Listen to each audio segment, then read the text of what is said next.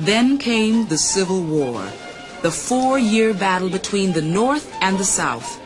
Over 200,000 blacks fought in the Union Army. Their goal was freedom. And when the war ended, slavery had ended too. It was the dawn of a new age for black men and women, the age of freedom. The years that followed were known as Reconstruction, the rebuilding of the ravaged, war-torn South.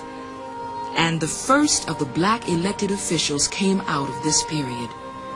In 1870, Hiram Revels of Mississippi became the nation's first black senator. The first black to serve a full term in Congress also came out of the state of Mississippi. His name was Blanche Kelso Bruce. He was born a slave in Virginia. Unlike most slaves, he was taught to read and write. As a child, Blanche traveled with his master all over the South. During one trip to Missouri, the Civil War broke out. Young Blanche saw an opportunity to become a free man, and he took it. He braved the patrollers and slave catchers and escaped to the free state of Kansas, where he started a school for black children, one of the first in the nation. But he didn't stay there long. He returned to Missouri, working for a time as a printer. He went to Ohio, where he attended Oberlin College, then worked for 2 years as a porter on a Mississippi riverboat. At the age of 28, Blanche made a move that would change his life.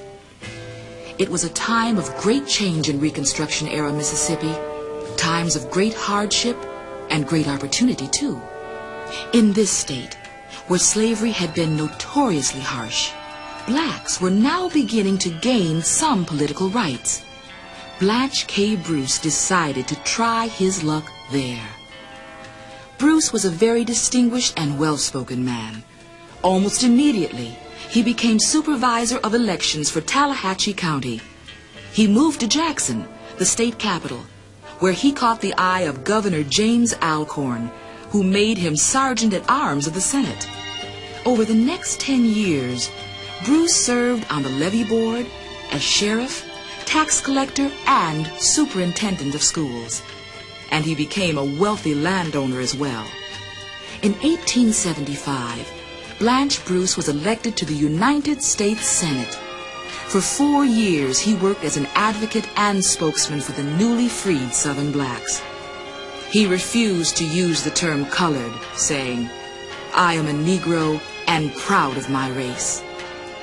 Time and again, he introduced legislation to improve the lives of his fellow blacks, as well as Native Americans and other minorities. Unfortunately, most of his bills were defeated by the otherwise all-white Senate. The years that followed Reconstruction saw blacks lose many of the small gains they had made. Blacks were tricked and terrorized to keep them from voting. But even in these troubled times, Blanche K. Bruce served as an important spokesman for the black cause. After Congress, he went on to serve as Recorder of Deeds for the District of Columbia and Registrar of the U.S. Treasury. From Virginia field slave to educator, businessman to politician, Blanche Bruce became a great role model for blacks of his times, blacks who were just beginning to taste freedom. Good morning, Lions. Today is Thursday, February 28, 2013. Before we get started, let's go to the pledge.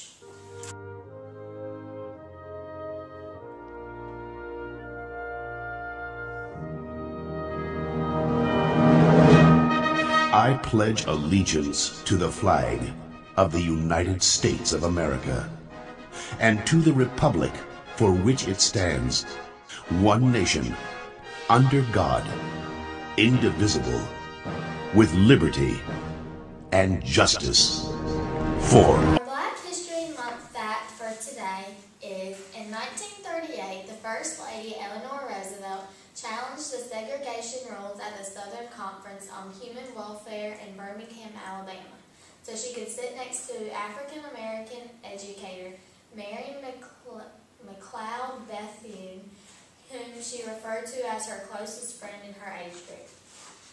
The tech fair is today from 3:45 to 5 o'clock. Students of the week for 6th grade are Tatiana Gray, Haven Flesh, Isabella Davis, Zachary Granger. 7th grade, Caitlin O'Rourke, Taylor Richardson, Nautica Jordan, and Megan Reynolds. 8th grade, Jaquacia Bellamy, Anthony Bellamy, Marquacia Hemingway, and Kennedy Elliott. Congratulations.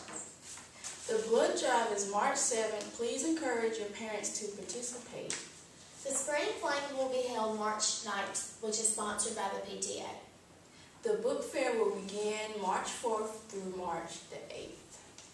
Birthdays for today are Dylan McEwen and Tessa Polk. Happy birthday. Map testing begins Monday. That's all we have for today.